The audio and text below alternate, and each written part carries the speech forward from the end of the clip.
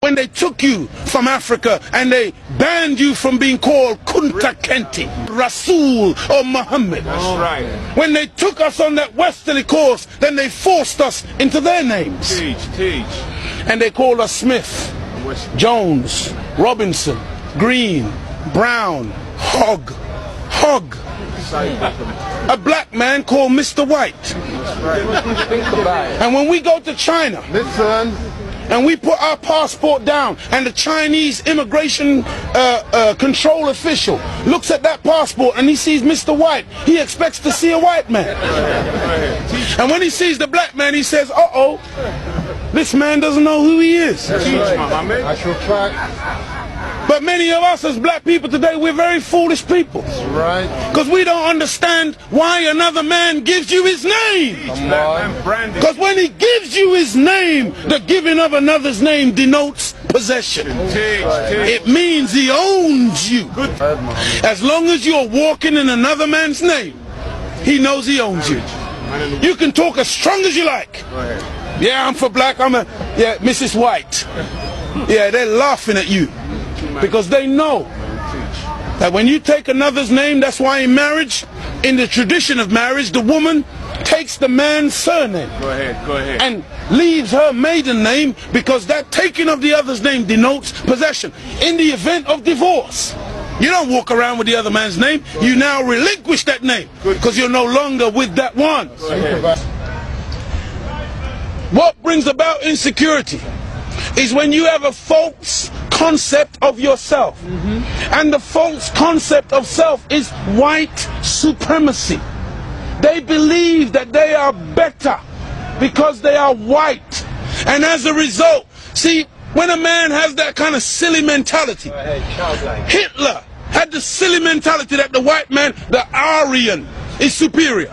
So then at the Olympics, Jesse Owens kicks up all the Aryans. Hitler is outraged. He's angry. The white man pushing white supremacy. That's why they would cut off our penis when they would lynch us. Penis envy. They're afraid of the black man because of our potency, because of our manliness. Because when you look at the black man, he's a real man. He's strong. So then they would have us as mandingos, fighting one another. That's why even today, they want to be the heavyweight champion of the world. They can't find a white man to do it. So they tried to turn a black man, Frank Bruno, into a white man. They called him the Great White Hope. They're desperate. We're not allowed to play golf. Why are we not allowed to play golf? Because we are inferior. We can't play the game. But let one black man into golf.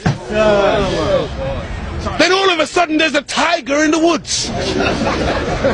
And he doesn't just play golf, he becomes the master.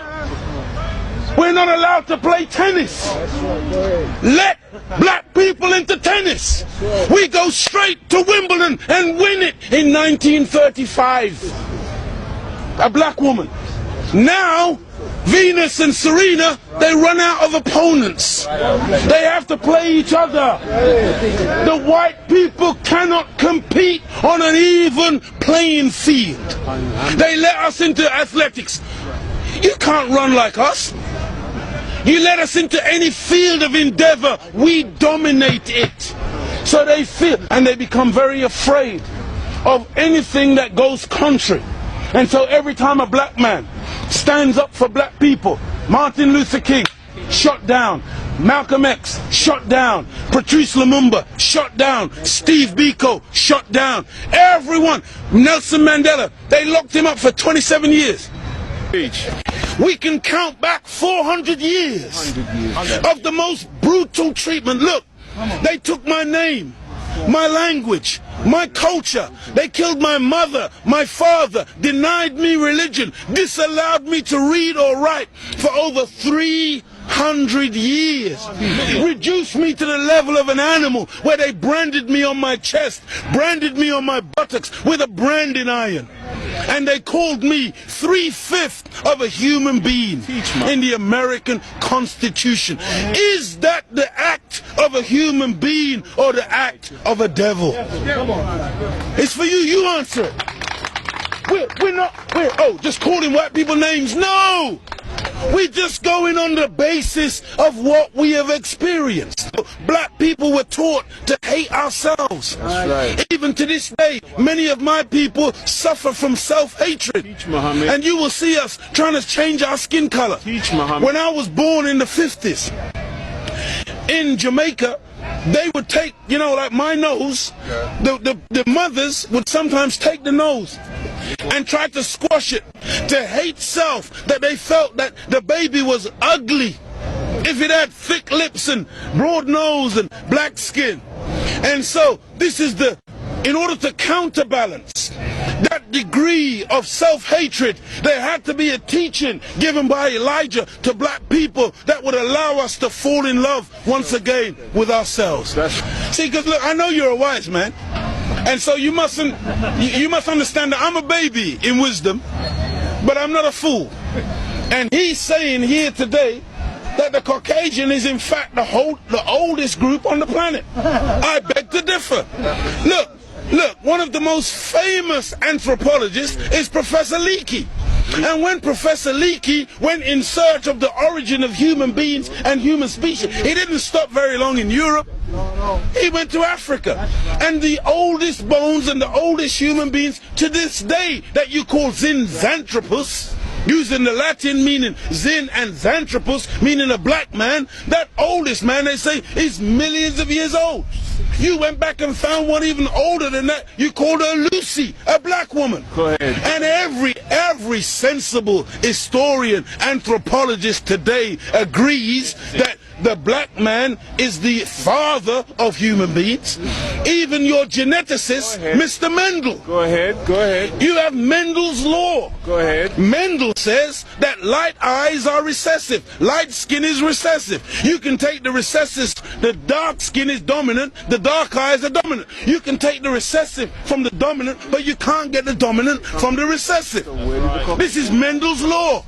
And so all of your scientists have proved that you can't look. Black is not even a color. That's right. Black is the mother and father of all colors.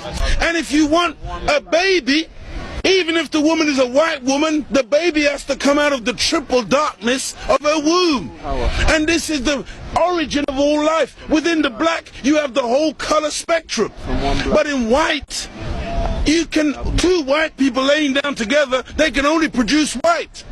But two black people in darkest Africa can lay down together and produce albino with blonde hair and blue eyes. That's right. Teach, Muhammad. This happens all the time. And so we need to really get these facts correct today and understand that as grey as your hair is, you are listening to your father today. Teach, Muhammad. This is daddy talking. Teach. And we mustn't turn. No, this is true. I'm not mocking. The white man, he came into what he called a new world. Teach, Muhammad. And so all of a sudden you started to name things. Teach, Muhammad. So that's why you called it America, based on, what was his name? Amerigo Vespucci, a Caucasian. Africa. That's why you called it Africa, based on the European explorer called Africanus. You went into America, you called it New York. That's right. Because it was new to you. New England. You call it New England. That's right. You call it New Zealand. You call it Newfoundland. Because it was new to you. But